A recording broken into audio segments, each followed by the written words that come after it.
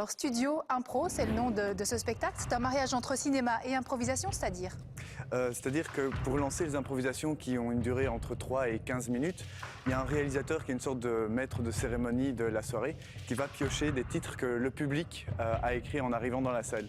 Mais avant de faire ça, il va dire « Tiens, j'ai envie de travailler un western ou une science-fiction ». Et donc ça peut créer, souvent d'ailleurs ça crée une confrontation absurde entre ce que le réalisateur veut. Par exemple, il veut un western et il tire un titre que le public a écrit qui est « Les embouteillages du lundi matin ». Et donc il faut se débrouiller, les comédiens après doivent se débrouiller pour faire un film qui respecte le genre du film et la contrainte imposée par le public. Pourquoi est-ce qu'à Studio Impro, les improvisateurs sont appelés les envoyés de Satan?